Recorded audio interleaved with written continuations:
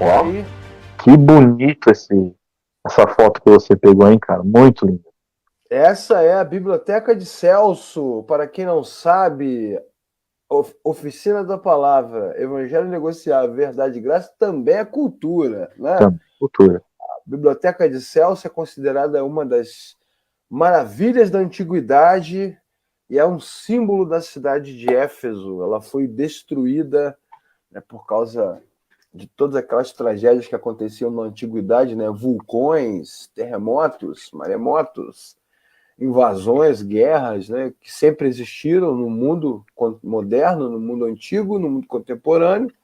E ela é um símbolo da cidade de Éfeso, um símbolo da Turquia. O dia que você for fazer uma viagem para a Turquia, Marcão, quiser conhecer lá, né, aquele lugar antigo, você pode ir lá visitar a fachada da Biblioteca de Certamente. Celso, né, que representa a cidade de Éfeso, uma das 7 cidades citadas na abertura do livro de Apocalipse, e hoje falaremos sobre ela aqui na aula de número 9. Excelente. Obviamente, você que está estudando com a gente, que já assistiu às outras aulas, você sabe, né, você sabe que o livro de Apocalipse todo é uma carta. E nesse momento, trechos serão direcionados a comunidades específicas. Vamos começar com Éfeso, comunidade famosinha, como diria minha filha, famosinha, né? Vamos lá. Vamos começar lendo aí Apocalipse capítulo 2, do versículo 1 ao versículo 7. Ao anjo da igreja em Éfeso, escreva: estas são as palavras daquele que tem as 7 estrelas em sua mão direita e anda entre os 7 candelabros de ouro. Conheço as suas obras, o seu trabalho árduo e a sua perseverança. Sei que você não pode tolerar homens maus, que pôs à prova os que dizem ser apóstolos, mas não são, e descobriu que eles eram impostores. Aí eles aí, Marcão. Sim. Como é que você chama mesmo? Estelionatários da fé. Os estelionatários da fé existem desde sempre. Então aqui, ó. Auto-intitulados apóstolos, hein? Também não é novidade. A gente vê os apóstolos modernos, isso não é de hoje. Impostores, a Bíblia chamando de impostores. Ó. Sim. Você tem perseverado e suportado sofrimentos por causa do meu nome e não tem desfalecido. Contra você, porém, tenho isto: você abandonou o seu primeiro amor. Lembre-se de onde caiu. Arrependa-se e pratique as obras que praticava no princípio. Se não se arrepender, virei a você e tirarei o seu candelabro do seu lugar. Mas há uma coisa a seu favor.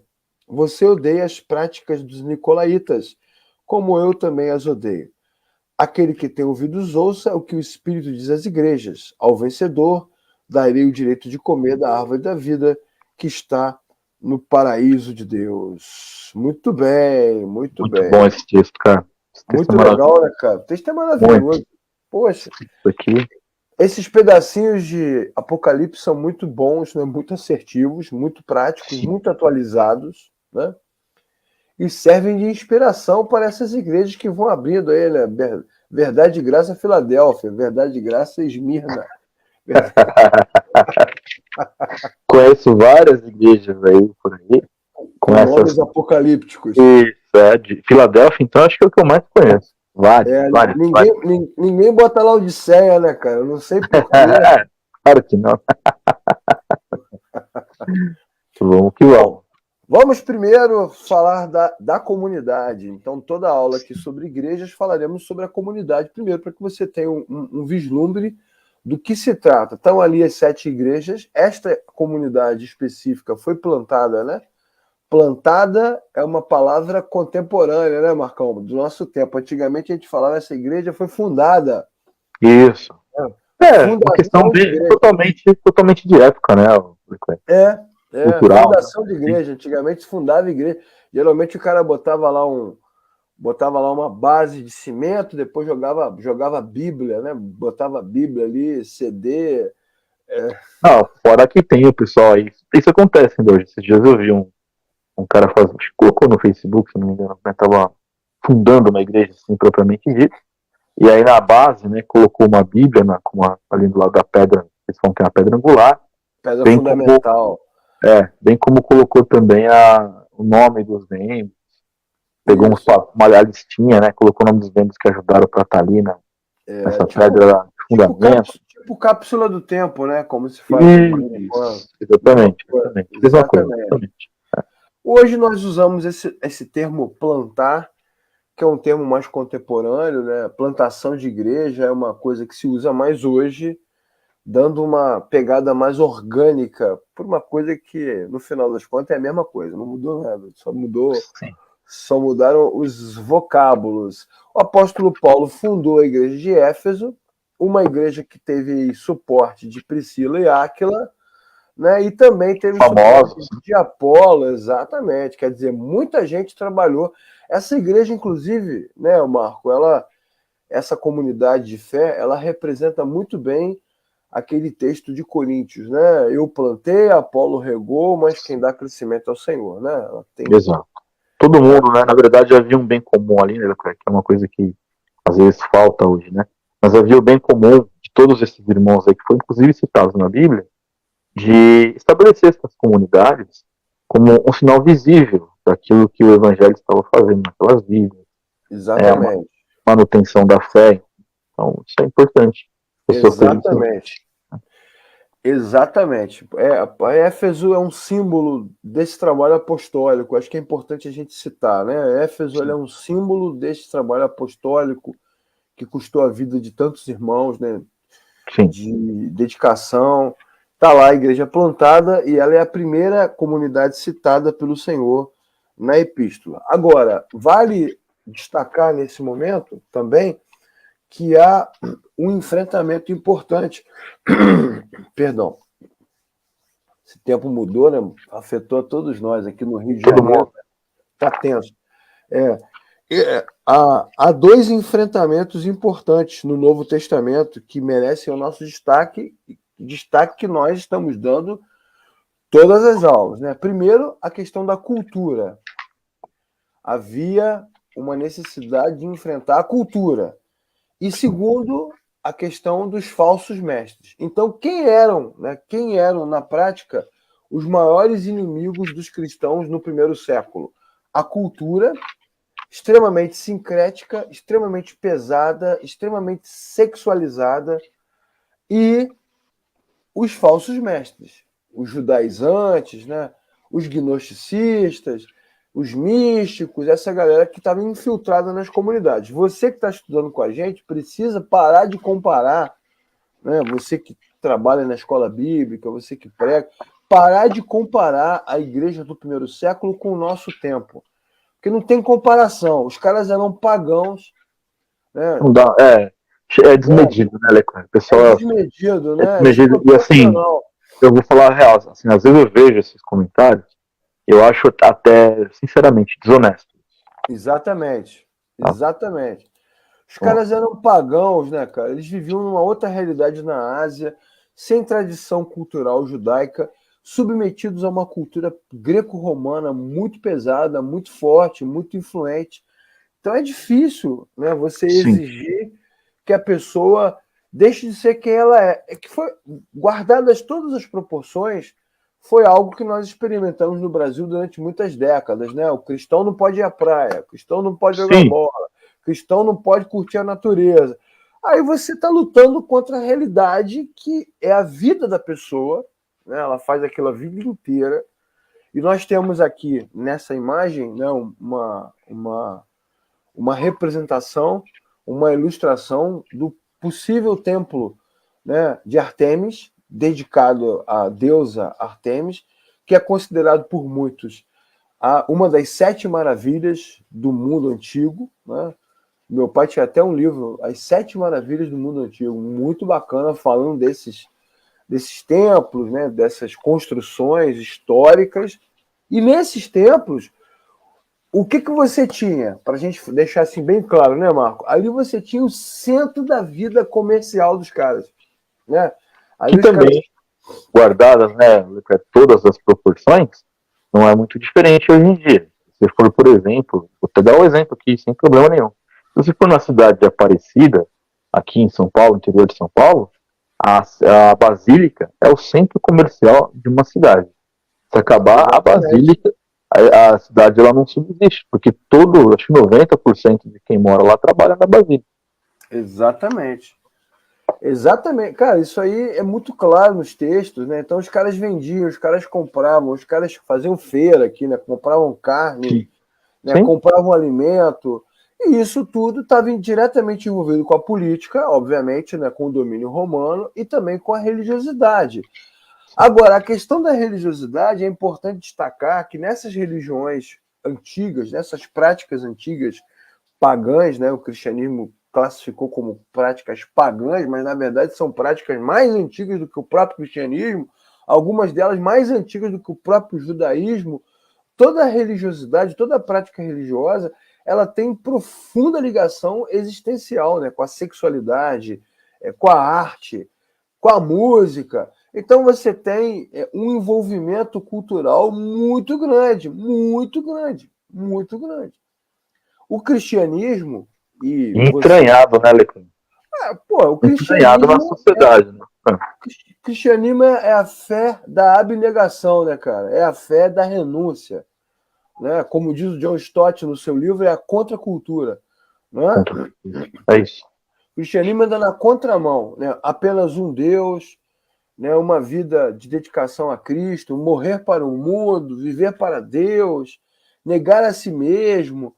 Então o cristianismo ele vai na contramão de todas essas ofertas que são dadas. Então ser cristão, desculpe você que não vai gostar do que vai ouvir agora, mas ser cristão no primeiro século certamente é infinitamente mais difícil do que ser cristão agora, não é? Principalmente porque hoje ainda muita coisa já é relativizada, inclusive dentro da própria igreja, mas assim, se a gente deixar isso, sem falar desse afrouxamento que muitos tiveram, só culturalmente é infinitamente muito mais complicado. Poxa, né, nem se compara do que para nós hoje. Essa turma hoje, né, falando, só para a gente fazer um flashback aí do ano de 2022, né, a pessoa falando sobre perseguição. Pô, meu irmão, você não tem noção do que significa ser perseguido, né? Não, o cara, hoje isso eu posso dizer, eu não quero, obviamente, desrespeitar ninguém, mas eu vejo alguns que estão tendo esses dilemas de fé.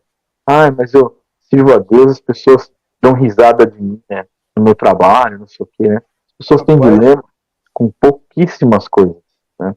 Aquele dilema de fé, Deus não está me vendo, por coisas que desse período, né, do primeiro século, seriam infinitamente maiores, em todas as proporções possíveis para os irmãos. Então a verdade é essa, né? Essa geração, inclusive essa geração dos cristãos, né, é uma geração que ela tem uma base muito fraca, porque qualquer coisinha é motivo de dilema de fé, motivo de se sentir perseguido, e etc. Né? Então, culturalmente, esse contexto de época do primeiro século era incomparavelmente pior.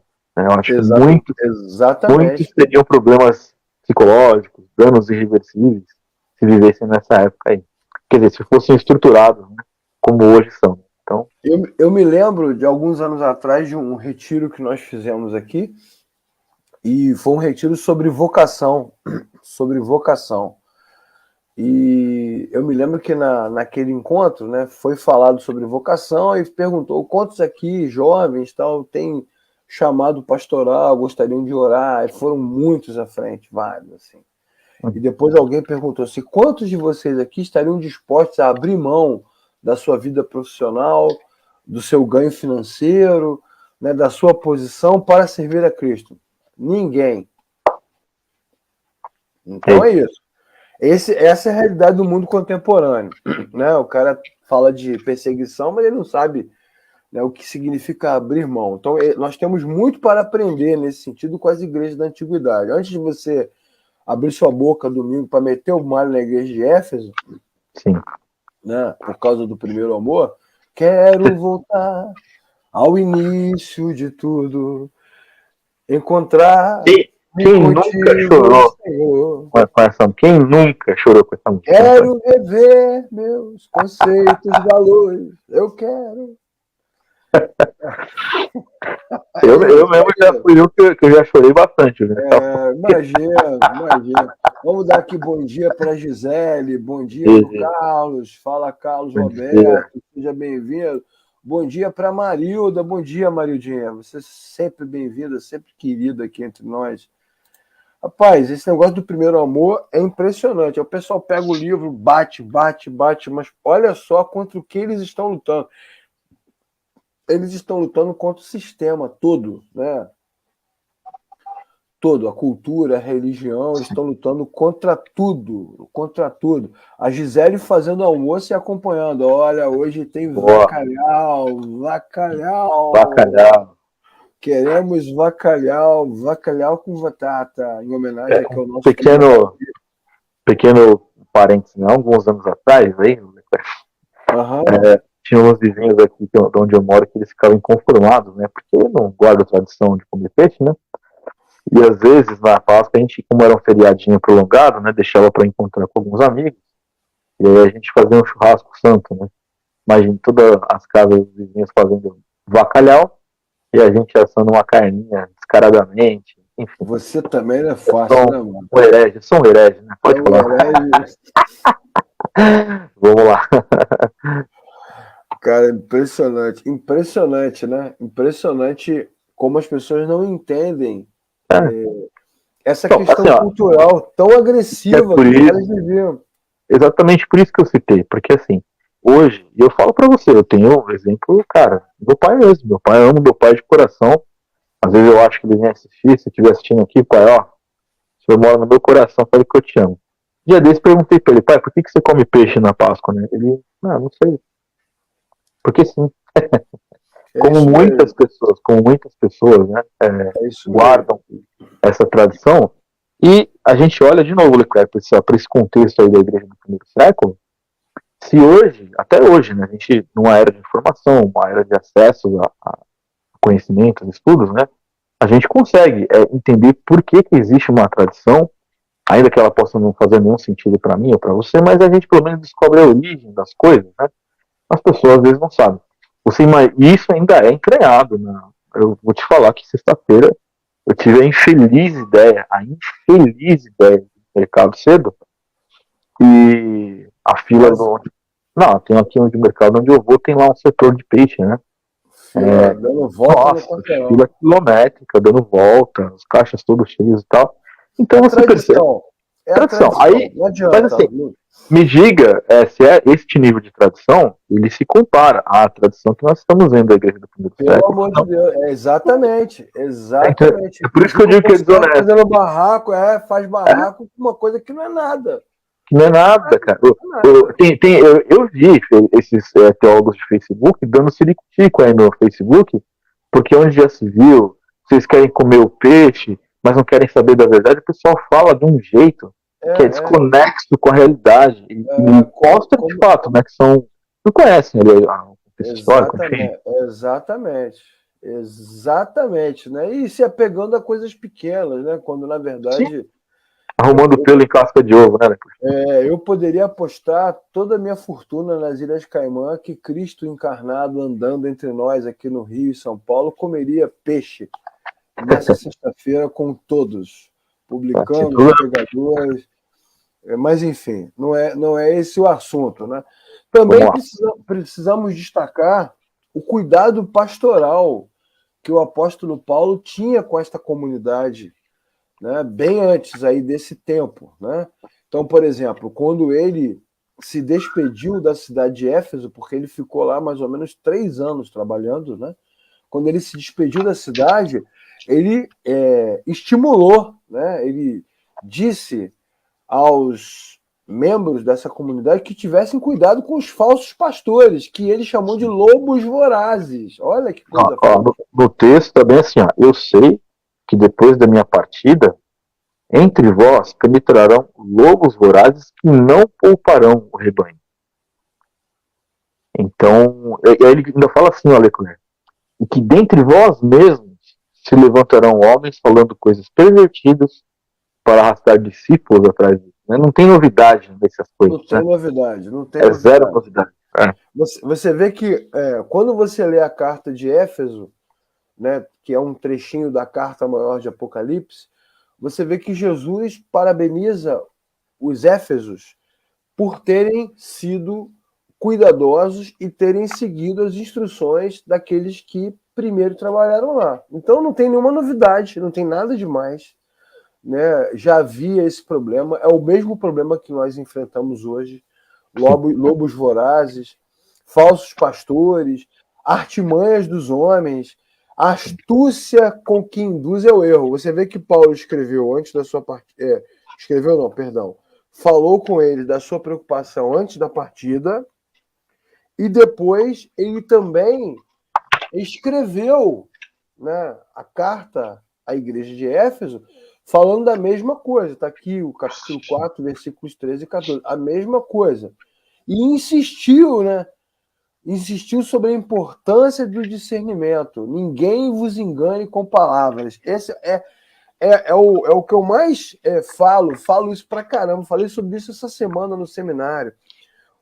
Existe, né, uma falsa interpretação bíblica, né, uma falácia bíblica, onde essa turma que não entende da Bíblia ou entende e age de má fé, insiste em dizer que a carta de Efésios fala de questões espirituais, de poderes espirituais. Mas é uma fuga, Leclerc. É uma fuga, porque assim, é mais fácil falar de coisas espirituais, dizer que é só de coisas espirituais, porque isso vai mascarar justamente as más atitudes desses caras. Exatamente. Então, na verdade, eles cometem o erro que é mais crasso de todos, que a gente sempre critica, que é a falta do contexto bíblico mesmo, puramente simples, né? A pessoa não se atém ao que de fato está sendo dito no texto, e isso dá margem a uma série de erros, e inclusive justificativas, né? Porque é aquela velha história, quando o texto convém, você sabe disso melhor que eu, quando o texto convém a esses pilantras, eles vão falar, não, esse texto aqui é um texto literal, e tal. Quando esse texto literal confronta as sem-vergonhices dos caras, não, aqui é uma questão celestial. Né? Quando ele começa a ler esses trechos aí da carta, né, para os irmãos da igreja de Éfeso, começa a vir as nuvens laranjas, passando por cima da igreja, a Shekinah toma conta, aí aparece um demônio gigante, aí tem que descer o arcanjo Miguel com a espada na mão, e aí vai, né? E aí vai. É isso aí, cara. O aluno ainda perguntou, mas e a armadura? Isso! Não, mas tá muito claro ali na armadura de Deus, no Efésios 6. E tem gente que eu já tive oportunidade, cara, de ver igrejas que no momento eles tinham muita sua liturgia do culto, né? Tinha a sessão meio que a sessão do descarrego, assim, de expulsar demônio, aquelas coisas todas, né? E aí, quando ia começar a sessão do descarrego, o pessoal invocava a armadura de Deus. Eu invoco a armadura de Deus, que agora nós vamos lutar contra o diabo. Agora nós vamos amarrar o diabo, expulsar o diabo, então a gente tem que estar com a armadura de Deus, cingido com a armadura e tal. E esqueceram de olhar só. E é isso que eu digo, não se trata de uma questão de visão reformada. Não é isso. Nada. É só leitura. Texto, é gramática. Leia o texto. Só leitura. Aplicado ao contexto, né? Faça uma leitura aplicada ao contexto. Se você lê o texto aplicado com contexto, não deveria ter nem margem de dúvida dessas questões. Exatamente. É importante, né, que você que está assistindo a aula entenda isso, né, com muito carinho, né? Na verdade, eu e o Marco não somos perseguidores das igrejas. Nós estamos aqui apenas para mostrar o que está escrito. Mas eu não concordo.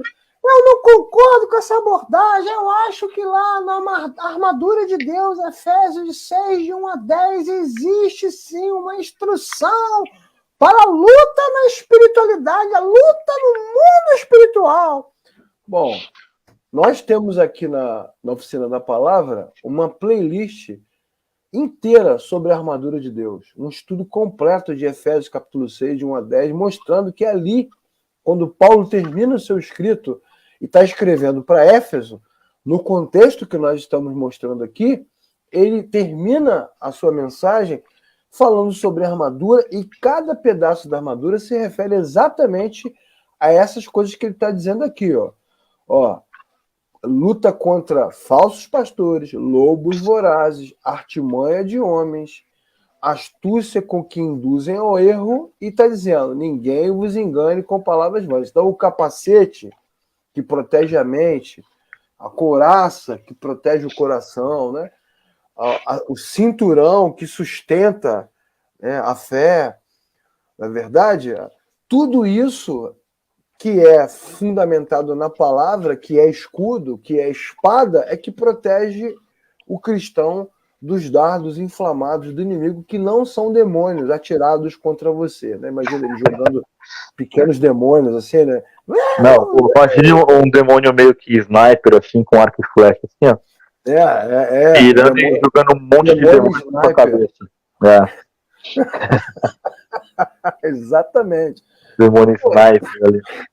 Não é isso, né? Na verdade, o texto de Efésios ele é bem claro com relação ao aprendizado. E nós já falamos aqui várias vezes que a grande luta apostólica do primeiro século é essa. Éfeso, você pode ler 2 Timóteo, 2 Pedro, Judas, né? Judas falando que esses homens falsos são como nuvens sem água, né?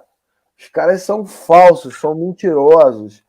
E sem contar que o próprio texto, né, Leclerc, do Apocalipse, ele, obviamente que a Bíblia ela não se contradiz, né, mas ela aponta justamente que o trabalho dos irmãos aqui da igreja de Éfeso, quando eles colocam os falsos apóstolos à prova, só pode ser possível mediante ao conhecimento correto da Sagrada Escritura. Ou seja, é o que eu sempre digo, né? Eu não estou aqui, pessoal, dizendo, né, que, enfim, que demônio não existe, não é isso que eu estou dizendo. Mas assim, se você quer de fato confrontar as obras demoníacas, você precisa conhecer a palavra. Exatamente. Conheça a verdade. A verdade Jesus parabeniza a igreja de Éfeso por justamente por esse trabalho. Por estar agindo desta maneira. Então isso é importante. A Gisele falou que eu sempre acreditei assim, Gisele, eu vou deixar no canal da Oficina da Palavra, quando esse vídeo for publicado, todos os links lá do estudo sobre a armadura de Deus, né? Para você entender do que o texto está falando. É só isso, é só contexto. E nós começamos agora também, na verdade, de graça, um estudo completo, expositivo, poderoso, né, sacramental, ungido, shekinático do livro de quem está dando esse estudo é o Wellington. Shekinático é ótimo. O Wellington que está dando esse estudo, e nós vamos postar aqui, né, toda semana um estudo novo, já a partir dessa semana. E a Gisele responde, né? Joma. Esse do Joma é maravilhoso, né? Então, isso aí é mais um exemplo desses falsos profetas, né? Que, assim, mistificam o que não tem nenhuma razão de ser místico. É muito claro que, assim, isso é um alerta que eu sempre dou aos irmãos, né? Não se trata de você ser alguém que fica alucinado por conhecer só o contexto teológico da Bíblia, não é isso. Mas é a própria palavra que nos alerta contra esses. E você vai reparar que uma das maiores características dos falsos profetas é a ignorância bíblica que eles têm. Exatamente. Porque quando falta argumentação em relação a um contexto bíblico, alguém dá uma confrontada em relação a algum versículo, aí eles partem para essa suposta experiência pessoal, né? Joma. O que é Joma? Joma é algo muito profundo. Se você não for profundo, não adianta que eu não vou explicar. E aí, a Bíblia, para esses caras, fica de lado. E aí nós estamos vendo aqui na carta dentro do todo o livro do Apocalipse, mas a carta para a igreja de Éfeso, a qual o Senhor Jesus ele elogia o posicionamento da igreja em se manter firme contra os falsos profetas, e a única forma de se manter firme é conhecendo a palavra, até mesmo como o Leclerc colocou aqui no slide, né? Ninguém vos engane com palavras vãs. Esse idioma aí é uma palavra vã. Palavras vãs, exatamente. Esse idioma aí é só mais um na fila do pão, mas ninguém. É só mais uma palavra vã, né? Bom, diante dessa introdução de 50 minutos que eu e o Marco fizemos, né? A gente sempre se excede um pouco, não tem jeito. Vamos lá. É o que a gente É que o fala. tema é vasto, né? O Estudo tema é do vasto. Apocalipse em 2 horas, não, né? Não tem. Não existe, né? Não existe. É verdade. Então, como é que começa a carta, né? Palavras daquele que tem as 7 estrelas em sua mão direita e anda entre os 7 candelabros de ouro. Então, se você quiser saber o que significam as 7 estrelas na mão e os 7 candelabros de ouro, estude as aulas anteriores, pois nós explicamos isso com detalhe, com imagem, com referência histórica, o quão significativos são esses elementos. As imagens que nós mostramos aqui, as ilustrações, eu ia falar foto aí, não, é heresia, né? As ilustrações que nós mostramos aqui, Jesus vestido de sacerdote, entre os candelabros, né? Referência direta ao judaísmo, referência direta ao Império Romano. Então, pô, isso aqui é uma reafirmação, né? Jesus reafirma, sou eu mesmo. Eu que ando entre os candelabros, eu que ando, tenho as estrelas na mão. Então, ele abre essa carta a Éfeso com esta citação, né, com essa autorreferência, e mais uma vez, né, como nós já estudamos aqui nas aulas anteriores, como o sumo sacerdote, que é aquele que acende a lâmpada, né, que é aquele que segura a estrela. Portanto, ó amados irmãos e irmãs em Cristo Jesus, igreja nenhuma tem luz própria, irmãos. Né? Ninguém tem luz própria, ninguém tem poder próprio, ninguém tem unção própria, né? Poder mágico, né? Um lugar especial, aqui acontece o milagre, aqui a coisa não sei o quê, terra santa. Não existe a luz do candelabro, a luz da lâmpada, a luz é Jesus. Ele é o Senhor que tem autoridade para salvar e tem autoridade para julgar. Né? Tem poder, é o único digno de abrir o livro, que nós vamos ver lá na frente, né? Tem poder para abrir o livro, para dar decisões. Então, mais uma vez, né? Ainda que Éfeso tenha sido incrível, tenha resistido aos mentirosos, né? Tenha lutado pela verdade de forma inabalável, então, ainda assim, não tem luz própria. Você não tem luz própria. Meu ministério, minha vocação, meu dom, minha unção. Você não tem nada, meu irmão. Nem o Marco aqui, nem o Leclerc, nem o Davi, nem o Wellington. Ninguém tem nada. É tudo de Jesus. É tudo. A glória é de Cristo, né? Mais importante do que você abandonar, né, a prática idólatra, né, e terrível de consumo de chocolate, você que é viciado em cacau, mais importante do que isso, ou desconectar-se da cultura, é você entender que a Páscoa, que é o dia, né, onde nós estamos dando essa aula aqui, calhou de dar essa aula no mesmo dia, né, coincidentemente. Sim, A sim. Páscoa é o dia de exaltação a Cristo. E o texto faz a mesma coisa. Jesus chamando para ele, né? Eu sou a luz. Eu sou Leclerc, o se me poderoso. permite compartilhar uma coisa que aconteceu hoje, inclusive. Até comentei com os irmãos do Evangelho negociando. Hoje cedo eu fui comprar pão de queijo com meu filho, que ele gosta, né? Domingo, né? Frio. Tal. Tava lá no mercado, no estacionamento do mercado, encontrei um membro da última igreja que eu pastoreei. E a gente fica constrangido em alguns momentos, porque assim, o cara me deu um abraço, Marcão, que saudade de você, meu tal. Eu sinto falta das pregações, do ensino e tal. E aí, naquele momento, né, você percebe que a pessoa quer te elogiar de forma sincera, mas eu acho que a grande bênção de tudo isso foi que eu até conversei com as pessoas. A importância de conhecer os poços de pecado, né, me faz crer que é exatamente o que você está falando. Não é um brilho meu, não é um mérito meu, muito pelo contrário, né? Deu, na verdade, um tapa na cara grande, né, dizendo o seguinte: apesar de mim, as coisas, Deus ainda se move, apesar de mim. Tá? Então, eu fico feliz de entender que tudo que nós fazemos, embora tem gente que tem, assim, às vezes por questão de querer reconhecer o nosso trabalho, né, nos elogiar alguma coisa assim, qualquer coisa que nós façamos em relação ao reino de Deus, esses estudos, tudo que a gente coloca disponível, não se trata de nós. Se não fosse a graça, se não fosse o Senhor sustentar, se não fosse o Senhor tocar os corações das pessoas, tudo isso aqui seria em vão. Se as nossas motivações. Se as nossas motivações fossem apenas nós, né, nós vamos fazer aqui o nosso nosso nome, né, e tal, para depois a gente vender o nosso curso. É papo furado, cara. Na verdade, é muito claro, inclusive também, de novo, na carta aqui para os irmãos da igreja de Éfeso, né? Se você viu que Jesus fala, olha, conheça as tuas obras, isso é muito sério. Poxa, essa coisa do conheço as suas obras tem esse peso de juiz, né? Não é sim, só, não é só exato, o conheço da informação, né? Ele tem poder exatamente. para avaliar, para pesar, que é o que João Batista fala. Eu batizo com água, mas o que vem depois de mim, caramba, ele tem um machado na mão, ele tem fogo na mão, É ele isso? separa o trigo da palha. Isso é muito sério. E os irmãos, às vezes, não entendem, né? Ou não querem entender, ou são mal ensinados, né? Eu e o Sim. Marco, nesse ponto, temos uma pequena divergência que é muito salutar, né?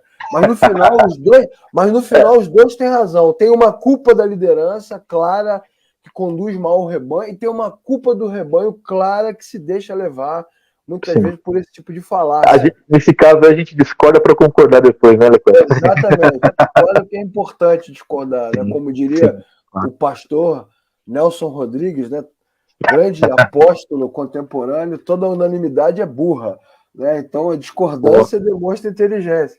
sim, exatamente. Mas é isso, gente. Então, assim, no fim das contas, é, não se trata do que nós fazemos, não se trata do que a igreja de Éfeso fez. Se trata daquele que sustenta, daquele que diz que conhece as obras, conhece o trabalho e perseverança, mas que também tinha alguma coisa contra essa igreja, que é o abandono do primeiro amor, que a gente vai avançar. Aí, chegamos, conheço as suas obras, né? Conheça as suas obras, né? E isso é Exatamente. 100% aplicável para todos nós. Para todos nós. Exatamente, exatamente. Conheça as suas obras, né? Então, na verdade, Jesus sabe. E Jesus sabe porque Jesus sonda corações, né? Isso também é importante lembrar. Isso remete, nós falamos lá na primeira e na segunda aula sobre as referências do Antigo Testamento. Essa coisa de sondar o coração, né? Deus dizendo para Samuel, Samuel, o Senhor não vê como homem, o Senhor vê o interior, né? O homem vê a aparência. Então essa coisa de Deus conhecer corações, né? O Salmo 139, né? Senhor, tu me sonda e me conheces, tu sabes quando me assento e quando me levanto. Conhece as palavras antes que elas apareçam na minha boca, né? Para onde fugirei da tua face? Para onde me esconderei do teu espírito? Se subir ao céu, lá estás. Se for ao mais profundo abismo, lá estás também. Se voar nas asas da alva, é bonito demais, né? Não tem para onde correr. É o que Jesus está dizendo. Não tem para onde correr. Eu sei quem vocês são. É Sei isso. quem vocês são, né? Sei que vocês conseguiram resistir aos predadores. Olha que legal, né? Resistir aos predadores, porque na verdade os apóstolos falsos são predadores, né, Marcos? São Sim, predadores da fé. sim. E E continuam, né, sem cara? misericórdia, né? E sem misericórdia. Continuam, sem É, misericórdia. sem misericórdia. Sem Sem moleiro. misericórdia. Eu tava vendo no Instagram essa semana lá o cara andando na igreja lá e a mulher passando a mão nele assim, bota a mão aqui no meu suor, né? E a mulher passando a mão nele assim, né? E passando a mão no enfermo lá, e aquele povo alucinado, né? Tá todo mundo, tá Igual todo esse, mundo, um todo tempo mundo. atrás, esse já é mais antigo, cara. Igual. Eu dou risada hoje, mas às vezes eu vejo esses negócios e fico chateado. Uma bispa aí, aqui famosinha aqui de São Paulo, ela sentada num trono lá e ela falou, né, pro pessoal vir colocar o dinheiro no pé dela. Isso E aí o pessoal passava para falar alguma coisa, ela, irmão, não dá tempo de falar não. Deixa o dinheiro aqui e já passa e porque a fila vaza, tá e e vaza. vaza. É cheio de. É Cheio de amor, igualzinho. cheio de Igualzinho, né, amor. os cristãos aí. Só que não, né? Mas o povo gosta. E aí é onde que a Gosta, gente fala. gosta. Você imagina que alguém que tivesse de fato lido a Bíblia faria um troço desse? Mas jamais. Mas jamais. Exatamente, exatamente, exatamente. Então é importante, né, essa postura que Jesus assume como aquele que é o candelabro que ilumina os candelabros, como aquele que é o sol que ilumina as estrelas, né, o dono da luz, né, falando desse conhecimento que ele tem da igreja de Éfeso. Mas, para mostrar que a luz vem dele e nós somos apenas servos, Jesus também dá aquela apertadinha, né? E diz lá para a turma de Éfeso, né? Contra vocês, contra você, a igreja, né? Porém, tenho isto: você abandonou o seu primeiro amor. Quero voltar ao primeiro amor, ao primeiro amor. Eu quero voltar a Deus, quero voltar. É fácil não, né?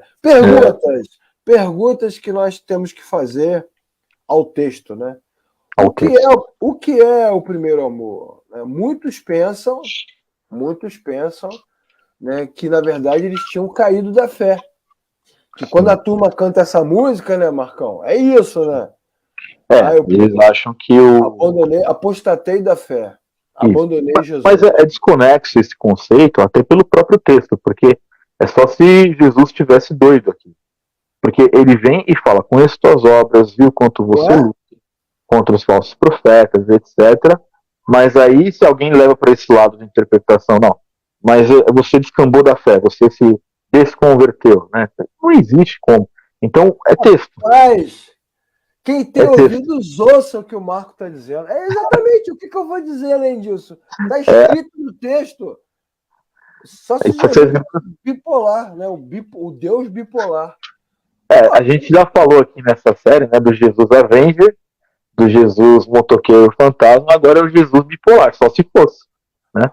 Acabou não de dizer que os caras são incríveis. Exatamente. Acabou de dizer que os caras estão lutando ali firmes na fé, né? Contra os falsos mestres, contra os infiltrados, contra os... Quem são os infiltrados agora? Os screws, né? Contra os screws.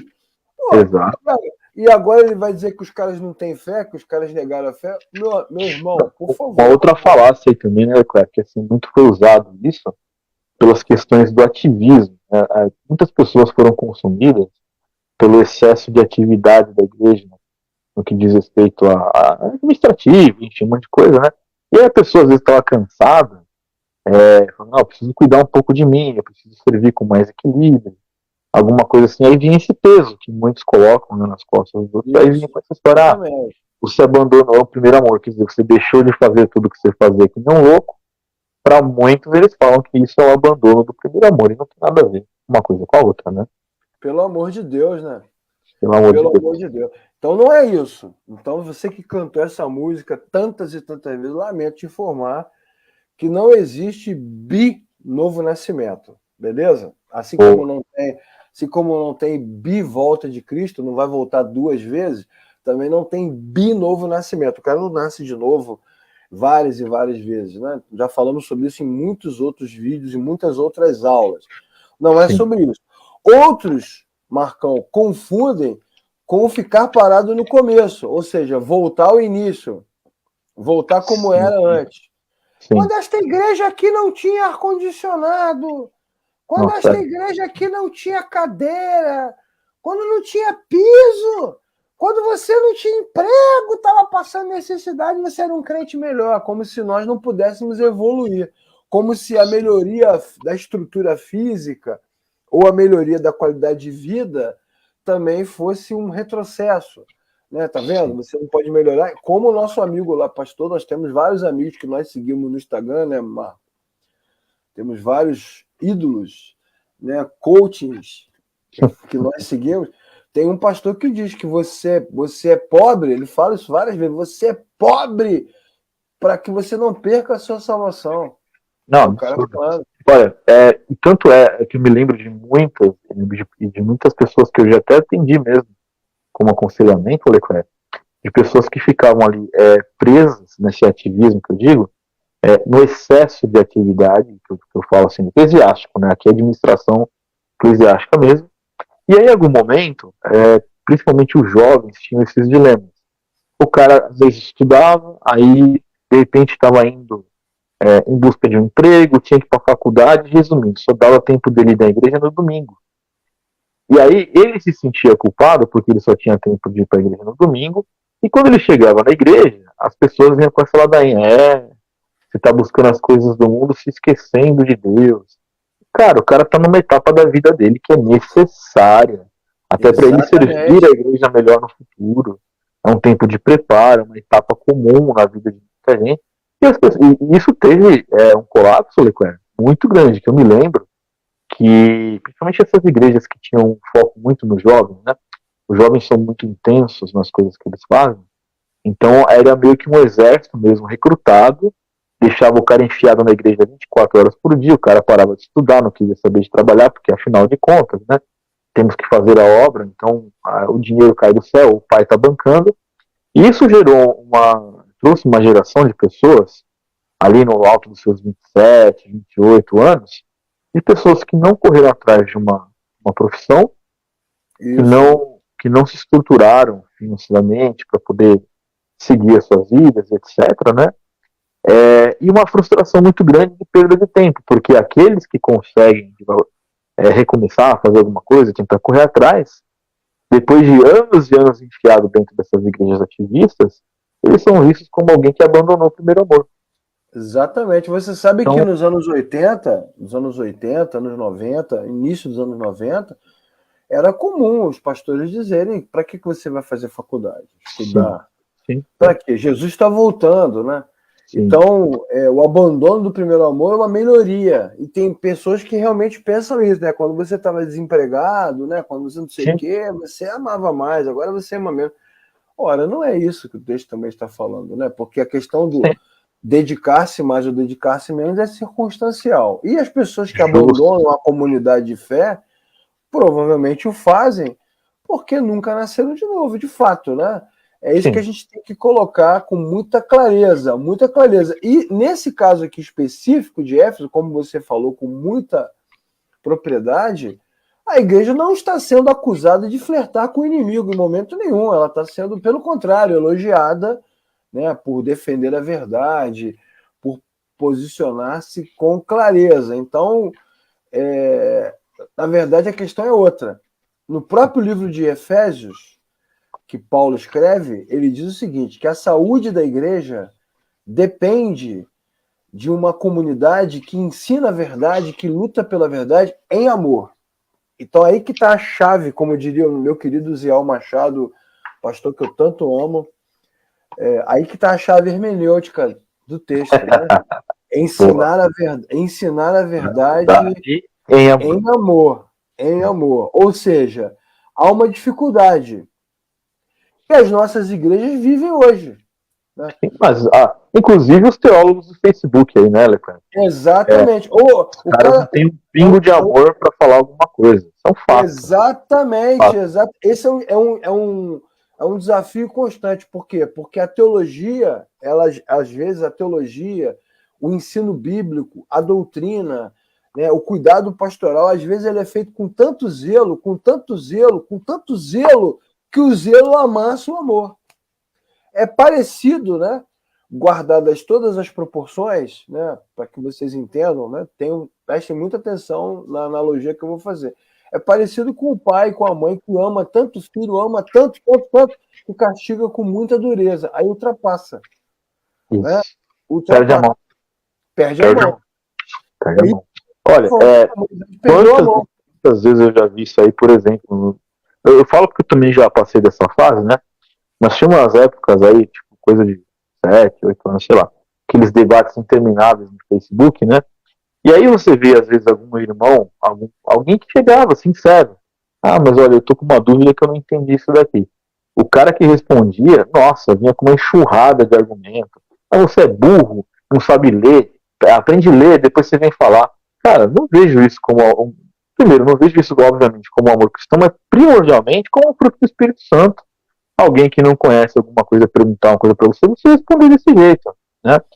E aí, você vê que a galera, eles viram primeiro assim, né, que o verdadeiro teólogo para mim não é isso, mas eles viram teoricamente, né, técnicos de teologia que respondem de forma fria, teórica, mas que nem eles talvez acreditem naquilo que eles estão respondendo.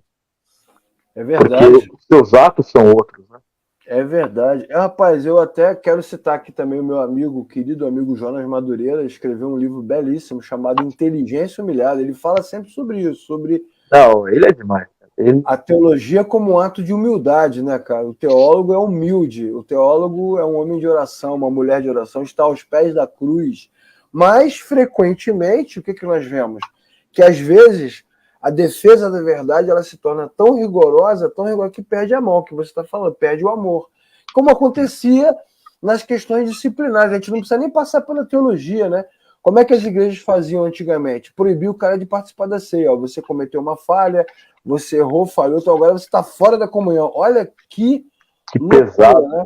Que loucura! Como é que uma comunidade de fé tem poder para tirar o cara da comunhão com Cristo, né? É uma representação católica, né? O catolicismo medieval romano dentro da igreja evangélica, Não, onde o e você pastor sabe que, lamentavelmente, Leclerc, conheço gente que acha que é bom isso até hoje.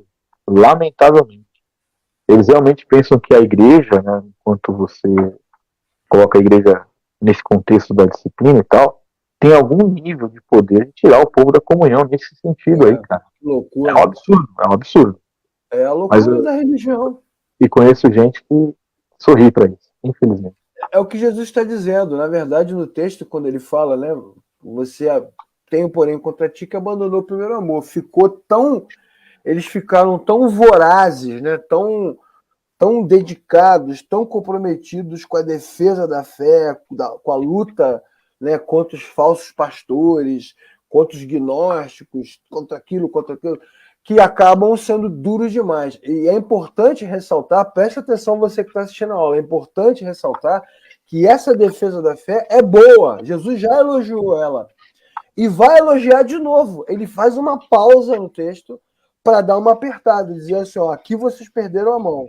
Essa fala do Marco é ótima. Nesse ponto aqui, vocês perderam, mas vocês estão duros demais. Depois Jesus vai voltar assim, mas eu odeio os nicolaítas, como vocês. Então você vê que os caras têm o ódio pela mentira, é um ódio de Deus, né? Uma coisa bem paradoxal, né? A ira do Senhor, né? Uma coisa bem do Antigo Testamento, né? Bem veterotestamentário. O Senhor estava irado, o Senhor fica indignado, o Senhor também odeia, mas não é o ódio maligno, né? É a indignação santa contra aquilo que é mentiroso. E eles têm o mesmo sentimento. Jesus fala assim, vocês têm raiva dos caras, eu também. Vocês querem a cabeça dos caras, eu também quero. Só que a diferença entre essa comunidade e Jesus é que Jesus consegue ser juiz com amor. Aí vai entrar, Leclerc, é difícil para nós, né, Marco? Eu sempre comento isso com alguns amigos próximos, né? Que os fins não vão justificar os meios nesse caso. Exatamente. Não adianta você fazer o que é certo do jeito errado. Exatamente. Porque para Jesus é diferente, né? Ah, mas eu estou lá lutando contra os falsos profetas, contra os falsos legais, você está certo nisso. Mas sem amor, você está errado. Esta é a sua falha. Então, para muitos é um dilema grande entender que, mesmo que você esteja com a razão, se você fizer isso com o sentimento errado, com a motivação errada, você não está sendo produtivo. Isso. Então, é igual a correção dos pais, né? Se você é tão correto e tão zeloso que faz o seu filho ter ódio de você, não adianta. Não, perdeu a mão. Né? Abraão, Abraão, em nome do zelo, teve outro filho com H. Perdeu a mão. Né? Os caras vão em nome de uma fé maior, eles desobedecem ao Senhor. E aí eu poderia aqui invocar agora a famosa frase que ecoa através dos séculos, como diria o grande general Maximus, né? do gladiador. Aquilo que fazemos em vida ecoa através dos séculos, não é verdade? Ele diz, aquilo é bonito demais, né? E Samuel diz, acaso o Senhor prefere sacrifício do que a obediência? Obedecer é melhor do que sacrificar. Cara, aquilo ali não adianta. O zelo não pode ser maior do que a compaixão, né? Do que o amor sacrificial. Isso é um tapa na cara de muita gente, hein, Leclerc? Aí é... Que foi o que Cristo fez na cruz, né, cara? Na verdade, a cruz é isso. O zelo do Senhor poderia fazer com que Jesus condenasse o homem, né? Mas Deus amou o mundo. Então, o amor sacrificial é maior do que o zelo. Por isso, como diz João, o autor da epístola, o verdadeiro amor lança fora todo medo. Então, a teologia não pode ser dura, né? Ela não pode ser dura. A igreja não pode ser dura. Eu tenho falado muito isso nas aulas, né, para os alunos. Tem alguns alunos do Betel aqui assistindo hoje de manhã, que vão assistir depois. Tenho falado muito sobre isso nas aulas de metodologia. Olha só, metodologia. Nós temos falado sobre isso. Sobre um evangelho que não pode ser excludente. Ele não pode ser tão zeloso que, no final das contas, ele não permite que ninguém entre na igreja, que ninguém fique, que ninguém seja aceito, que ninguém seja aprovado. Só nós. Ah, tá. Ok. Não, e é importante também deixar claro, né, Leclerc, que aqui não se trata de ter uma frouxidão doutrinária. Não é isso que a gente está discutindo aqui. Nunca não foi. Nunca é esse, porque tem gente que vai usar, ele pode pegar um trecho isolado do que você falou e dizer, então nós vamos ser condescendentes com as coisas. Não, não é isso. É que existem, é possível, eu sei que para muito que é suposto teólogo, é difícil entender, mas é possível você ser firme em amor. Exatamente. É possível você amar alguém e você ser, entre aspas, duro com essa pessoa pelo crescimento dela. Hoje que eu tenho filho, eu percebo isso claramente. Até o exemplo que o Leclerc deu. Eu tenho vezes que eu tenho que corrigir meu filho sendo duro, mas com amor no coração, porque eu não quero deixá-lo traumatizado. Eu quero orientá-lo. E esse é o caminho que eu acho que as pessoas ainda não entenderam. Até quando a gente vai exortar alguém, quando nós vamos dar uma bronca em alguém, assim por dizer, usar esse nome, né? A bronca ou a exortação, ela nunca pode ser a exortação por si mesma. Isso. Ela tem que ter um claro propósito de reorientação e de acolher essa pessoa após essa reorientação. Se não, foi só perseguição, perturbação, exatamente. guerra de disciplina que não cura, né? Não, exato. Não, você vai ficar 6 meses sentado aqui de banco. Isso, por si mesmo, não resolve absolutamente nada. Exatamente. E eu acho que esse é o grande desafio das comunidades, né? Sempre. É fidelidade doutrinária e amor sacrificial. Quando Jesus fala sobre tenho contra ti que perdeste o primeiro amor, é que você perdeu isso. Esse amor sacrificial, esse amor existencial, né? Esse amor doador, que não te deixa endurecer. E é aqui que nasce o legalismo. É dessa dificuldade, né, dessa falta de equilíbrio aqui, que nasce o legalismo. Então Jesus está falando sobre um presente, né, sobre uma vida cristã no presente que precisa ser viva. E aí vem outro ensinamento importante na carta, já indo para o finalzinho da nossa aula de hoje, já chegando ao final, que é a questão do lembrar-se, né? Não é lembrar-se do que você fez, é lembrar-se de quando e de onde você fez. Isso é importante demais no texto, né? Porque há também um erro, né, comunitário, um erro doutrinário, um erro pastoral, muitas vezes, que dá muita ênfase à falha, né? Ao pecado, à queda, ao erro, né? E fica se batendo naquele ponto, quando, na verdade, a lembrança tem que ser de em que momento, né? Como diz o texto de Gálatas, né? Vocês estavam correndo bem, né? Vocês corriam tão bem, em que momento vocês perderam o rumo, perderam o foco, perderam a passada?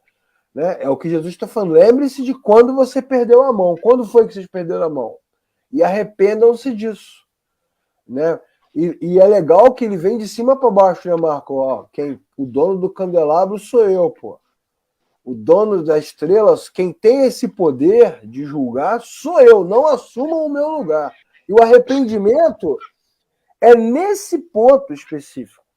Não é o arrependimento pela prática imoral, é o arrependimento no sentido de que é verdade, Senhor. Eu jamais deveria ter, né, assumido o seu lugar.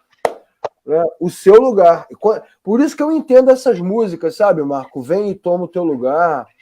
Fazemos para ti um trono. Antigamente se criticava muito essas letras, né? Você não tem autoridade para fazer trono. Mas, poeticamente falando, lembrando-se dessas passagens, Essa é uma coisa que a gente tem que fazer sempre. Senhor, o trono é teu.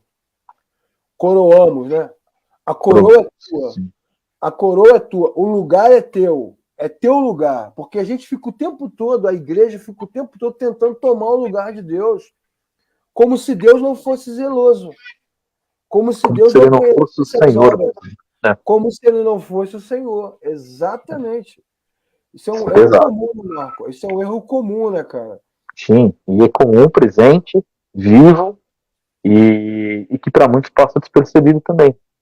E aí tem essa questão, Leclerc, do lembrar-se, e eu vou um pouco mais, Leclerc. A questão não é o arrependimento do ato isolado, né, você já disse isso, mas todo ato, todo pecado, todo erro praticado, primeiro ele é concebido, né, no coração do homem, e esse é o momento que tem que ser lembrado para ver, olha, o que aconteceu para que o meu coração concebesse essa coisa.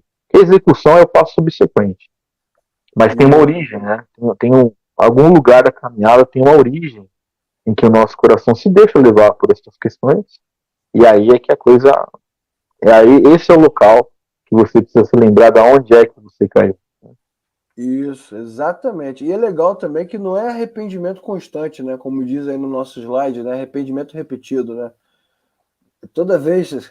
Eu até vi um filme recentemente, A Filha do Rei, que é um filme de ficção, um filme de sessão da tarde, assim, né? Sobre o rei francês que ele quer ter a vida eterna, né? Ele quer a eternidade, e alguém diz para ele que se ele capturar uma sereia e fizer uma oferta da sereia no dia do eclipse lunar, o poder de ressurreição da sereia vai entrar dentro dele, tal. Uma ficção assim bonitinha, de sessão da tarde, meio princesa, tal. Mas no filme tem uma cena que se repete toda hora, que ele acorda de manhã, o pessoal toca música lá para ele, aquelas músicas francesas, e o padre vai até o gabinete dele, e todo dia de manhã ele se arrepende. Eu me arrependo, padre. O padre vai lá, você está perdoado. Todo dia ele conta a história. Esta noite eu dormi com fulano, eu me arrependo. Aí o padre vai lá, está perdoado. Então, esse tipo de arrependimento religioso, ele é falso, né? Total. O que a Bíblia tem vira uma ortodoxia pro cara, isso, né, cara? Porque exatamente. Ele comete o mesmo erro, aí depois ele vai lá, não, mas eu me arrependo. Aquele sentido. Na verdade, ele usa o termo arrependimento para diminuir um peso de consciência, alguma coisa assim. O sentido mais estrito não é um arrependimento verdadeiro. E o que acontece quando a comunidade assume o lugar de Deus? Quando o pastor assume o lugar de Deus? Porque uma coisa é você zelar pela palavra de Deus. Outra coisa é você, né, querer dizer que você pode tirar o cara da comunhão, disciplinar, dizer o que ele vai fazer, com quem ele vai casar, ser agressivo, como você falou na internet, né? Até os reformados muitas vezes são agressivos. Não, até os reformados não. Até os reformados não. Principalmente os reformados.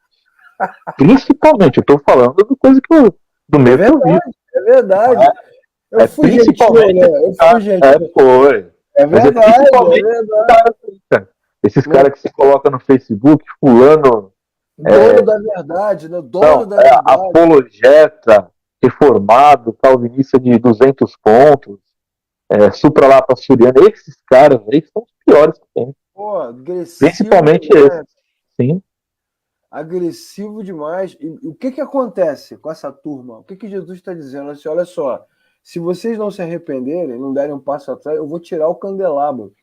Na verdade, o que Jesus está dizendo é o seguinte, que essa arrogância, ela na verdade, que é uma presunção humana, né, de ocupar o lugar divino. No final das contas, Deus vai embora.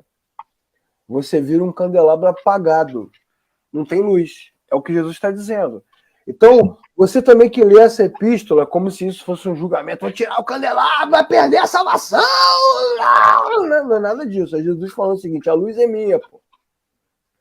E a minha glória, agora vamos fazer uma referência ao Antigo Testamento, né, Marco? Sim. A minha glória eu não divido com ninguém. É isso. É isso. Então, ou você dá um passo atrás, ou não tem luz, não tem fogo, né? Nesse sentido de iluminação, não tem nada. Vocês vão ficar no limbo aí e vão perder. Para a gente fechar a aula de hoje, vamos falar sobre os Nicolaítas. Boa. Quem é os Nicolaítas? Porque o mesmo Jesus que dá uma apertada na comunidade, depois ele vai lá e defende, né? E fala assim, não, mas vocês são bons. Mesmo com essa dificuldade, né, de perder o primeiro amor, vocês são bons, vocês odeiam os nicolaítas, que eu também odeio, né? O que é a favor, versículo 6, né? Há uma coisa a seu favor. Você odeia a prática dos nicolaítas, não é? Você odeia a prática dos nicolaítas. Isso lembra um monte de textos, né, Marco? Que eu falei aqui do ódio. O pessoal vai ouvir o que eu falei aqui, vai dizer, nossa, que absurdo dizer que crente pode odiar. Mas a Bíblia fala sobre isso, né? Salmo 26, versículo 5. Detesto o ajuntamento dos malfeitores. Salmo 101, versículo 3. Repudiarei o mal, odeio a conduta dos infiéis. Salmo 139, versículo 21 e 22. Odeio os que te odeiam, detesto os que se revoltam contra ti. Tá vendo? Paulo, inclusive, chega a dizer, né, Marco, que nós não devemos nem sentar com eles, né? Sim. Nem comer com eles. Levante-se da mesa. Levante-se da mesa. Então, essa linguagem utilizada na carta é uma linguagem totalmente bíblica, sim, genuína, veterotestamentária, indicando que os cristãos genuínos devem se indignar, sim, né, contra... Por isso que a gente faz as lives. E a gente faz as lives para nos indignar e para oferecer respostas e soluções. Por isso que a gente fica bravo às vezes na live, né? Mas não fica bravo por si só, né, Lecão? Ficar bravo não adianta nada, né? Nas minhas anotações aqui, Leclerc, tem a ver com esse último parágrafo que você colocou no slide, que esse grupo, né, dos nicolaítas, eles defendiam, sim, tanto de forma muito semelhante, né, as libertinagens, tanto de Balaão como de Jezabel, que além de tinha uma questão também da dividente, né, que elas consultam os videntes, mas principalmente, quando você olha para o cerne da questão, você vê que a defesa deles era o seguinte, não, eu posso ser cristão e sim, ter uma imoralidade sexual, eu posso fazer parte de algo que seja de uma outra vertente, eu posso fazer uma... É meio que, eu vou dizer assim, que entre aspas, é igual alguns religioso. Igual os católicos que eu conheço. O cara vai na missa no domingo, mas vai no centrinho de macumba para fazer os dictum. Mais ou menos isso. Exatamente. Exatamente. É isso, cara. Basicamente é isso, né? Não é a imoralidade sexual por si só. Porque quando quando o camarada lê o texto com esse olhar do século XX, do século XXI já, né? Sim. Então, imoralidade sexual, ele pensa logo num grande bacanal, né? Numa coisa assim absurda, todo mundo imoral, uma orgia. Mas não é disso, né? Porque na cultura greco-romana, assim como na cultura sírio-fenícia de Jezabel, assim como nas culturas, né, dos países, das nações mesopotâmicas na época de Balaão, né, das nações cananitas ali, da Palestina, antiga Canaã, a sexualidade está ligada ao culto, está ligada à religiosidade, está ligada ao comércio, né? Você vai ser meu sócio, então fica aqui com a minha filha, fica aqui com a minha mulher. É porque o cara não leu o texto direito, né? Sempre é o mesmo problema, né? Sara, não consigo ter filho, me dê filhos! Sara pega lá a Raquel, né? Raquel pega Jacó assim pelo colarinho, me dê filhos, senão eu morro, né? Pega a minha serva. Então a sexualidade, ela tá ligada com prosperidade, tá ligada à continuidade, tá ligada à primogenitura, tá ligada à bênção divina, tanto é verdade que a mulher estéril era amaldiçoada, né? A terra estéril era amaldiçoada. A maldição lá de Deuteronômio fala de esterilidade, terra estéril, né, que não vai dar fruto. E aí, Abacuque fala sobre isso, né? Ainda que a figueira não floresça, ainda que a vide não dê o fruto, todavia eu me alegrarei no Senhor. Ele entende que o ser frutífero, o não ser estéril, tem mais a ver com Deus do que propriamente com essa coisa amaldiçoada, religiosa. Então, Abacuque rompe com essa crença, mas existe uma crença histórica contínua, sim, né, de povos e mais povos, civilizações e mais civilizações que acreditam nessa coisa. né, da sexualidade, das relações, da intimidade, do culto, do dinheiro, do comércio, e os nicolaítas eles estão dizendo o quê? Pô, vocês são muito duros, né? Vocês precisam... existe lá o Nicolau, está aqui o nome dele, aqui o Nicolau de Antioquia, muitos acreditam que este ensinamento vem dele, dizendo o seguinte, esse tipo de cristianismo que vocês pregam é muito duro, é desnecessário, não precisa o cara deixar de frequentar o templo de Artemis, né? Deixar de... Qual o problema? Qual é o problema? Na verdade, o evangelho é a nossa moda, né? Não, isso aqui eu acho que é bom. Pô, século XXI total. Eu vou pegar pra mim. Isso aqui eu acho fofinho. Então, é o Jesus Good Vibes, né? Vamos lá. Agora, o que eu acho que eu não posso deixar de fazer, eu vou continuar tocando do mesmo jeito, tá tudo certo, né? Qualquer semelhança, né, Leclerc, com nossos dias, é mera coincidência. Não é mera coincidência. Igualzinho. É isso. Inclusive, quando se cita o texto de Balaão, que é importante, né, a gente falar sobre esse assunto, que vai voltar depois os servos de Balaão, as mentiras de Balaão. A mesma coisa, não, porque Balaão levou Israel à prostituição, mas não é prostituição por prostituição. A Bíblia diz que as mulheres cananitas, as mulheres moabitas, através da sedução, da sexualidade, do culto, da questão social, levaram os hebreus à idolatria. Exatamente. Esse é o ponto. As mulheres de Salomão, né? As mulheres de Salomão, que Salomão também caiu na mesma falácia. Não foi dos nicolaítas, nem foi dos servos de Balaão, mas Salomão caiu na mesma linha. A Bíblia diz que as muitas esposas de Salomão levaram Salomão à idolatria. A questão não é que a cultura, de novo o início da nossa aula, né, Marco? O evangelho é contra a cultura. Rapaz, a cultura te absorve, não adianta. Ela é mais forte do que você. Então, quando a Bíblia diz para você negar o mundo, negar a si mesmo, não quer dizer para você virar uma pessoa chata. Está dizendo que você, se você não tomar cuidado, se você não tiver cuidado, a cultura te absorve. Porque a linguagem, a sedução é isso aí, não? Pô, qual o problema, pô? E geralmente, Leclerc, como a gente sempre já falamos aqui nas lives, não é aquela coisa descarada. Não vai chegar aqui agora, vamos aqui agora que eu vou te prostituir para te idolatrar. É sorrateiro. Exatamente. Quando você percebe, você já está dominado, né? O cara não vê o mal. Aí vem um cara aqui só. Vem um aqui e diz assim, não, a Bíblia precisa ser atualizada. Aí solta. Aí o outro fala assim, alvo mais que a neve é uma questão de racismo estrutural. Aí solta. Aí vem o outro e fala assim, não, qual o problema disso aqui? Então, suavemente, né, levemente, a cultura vai se entranhando e daqui a pouco vamos cantar, em vez de cantar um hino de exaltação a Cristo, no culto cristão, que é um culto de vamos cantar Titãs. Vamos cantar João Gilberto. Nada contra o Titãs, acho ótimo. Muito menos contra a Bossa Nova. O que há é uma influência cultural que vai, aos poucos, apagando a luz do candelabro. É isso. Sim. É isso que Jesus está dizendo. E já não é incomum você chegar, quando você assiste midiáticos, né? Inclusive, eu lembro, Leclerc, eu cursei contigo, acho que faz uns 10 anos. Você não é uma coisa tão nova, né? Mas essa igreja aí do Atualizar a Bíblia, me lembra que eles receberam lá um pastor. O pastor começou a pregação no culto cristão, né?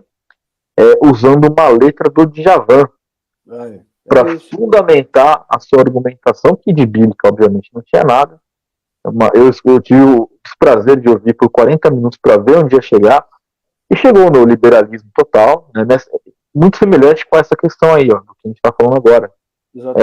Veja bem, não é tão duro assim, não precisa ser dessa forma.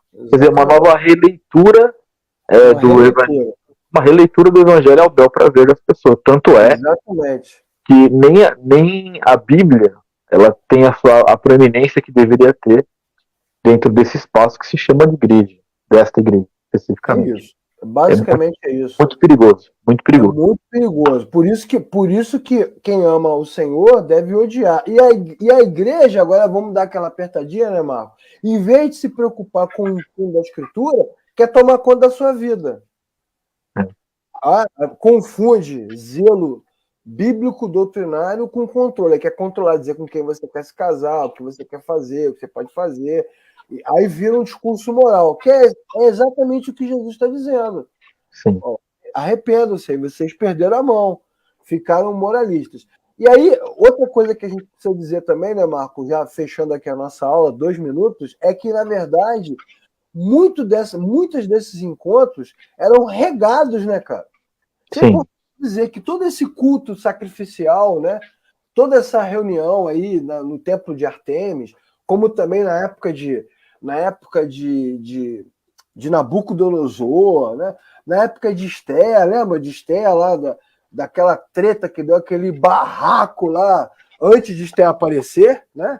Teve um barraco entre o imperador persa com a sua esposa, com banquetes, né, com celebrações que duravam semanas, que duravam meses, muita comida, muito vinho, muito isso, muito aquilo, muita abundância, regado, que era isso que os hebreus queriam. Queremos ser como as outras nações. Era isso, né? Abundância, riqueza, comida, mulheres, música, homens, sensualidade. É a cultura tomando conta.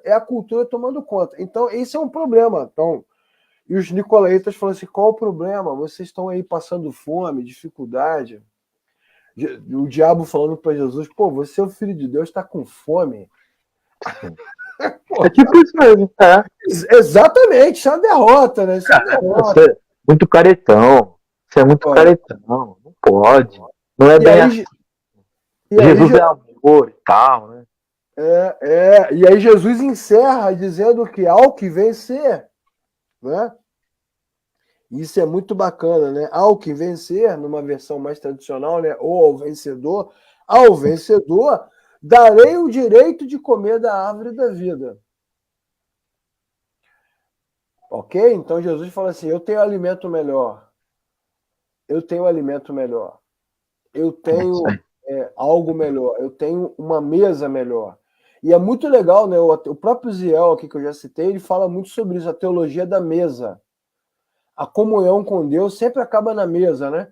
Quando Pedro está lá revoltadinho no mar porque Jesus morreu tal, quando Jesus se encontra com eles na praia, serve o peixe e eles comem. Os discípulos de Emaús que estão quicando, quer saber? Dane-se, vamos embora. Jesus encontra com eles, leva eles para casa, eles sentam na mesa e comem. Tem essa coisa da comunhão. E a ceia do Senhor tem essa representatividade, né? Participar da comunhão com o Senhor. Então Jesus fala assim, não, vocês vão comer da árvore da vida. E vão comer da árvore da vida onde? Onde? No paraíso de Deus, pô. E aí você tem uma sinalização clara para o livro de Gênesis, né? O resgate da redenção, né? O resgate da redenção, não, perdão. O resgate da comunhão com o Senhor através da redenção, né? Então isso é muito legal também. O que os nicolaítas oferecem, o que a cultura oferece, não trará vocês para a minha presença. Isso é um equívoco, isso é uma falácia, né? Isso é uma grande mentira. Então, ao que vencer, darei o direito de comer da árvore da vida. Muito bom, né, Marco? Pô, excelente. Bom, acho que mais claro do que isso, só 2, é aquela velha história. Se você não entendeu, então assiste de novo, porque não há mais o que ser dito, né? Tá muito claro. Então você fique esperto, né, no sentido de não ser legalista. Há um equilíbrio necessário, sim, mas cuidado, né? Tem uma frase que eu esqueci de quem é agora, de você não ser tão cabeça aberta ao ponto do cérebro cair da sua cabeça, né? Esqueci a quem é o autor dessa frase, mas é bem por aí. Da nossa parte, meus irmãos, acho que a igreja de Éfeso nos ensina muito sobre o apego necessário em relação a conhecer a palavra, em conhecer a sã doutrina, em sermos firmes e posicionados contra os falsos profetas, contra os hereges, porém, não está tirando em nenhum momento de nós o direito, né, na verdade a nossa obrigação de sermos amáveis ao ensinar essas questões. Então, uma vez que nós estejamos apegados aí, juntos, firmes no Evangelho, amando, ensinando, perseverando, odiando as obras dos nicolaítas modernos, né, que são esses liberais aí, ridículos, péssimos de hoje em dia, nós estamos num bom caminho. Muito bem, então agora que você já leu a carta, já estudou o texto, você pode cantar de boa, né, Marcão? Sim. Quero voltar ao primeiro amor, ao Pode chorar. primeiro Isso. amor, eu Pode. quero voltar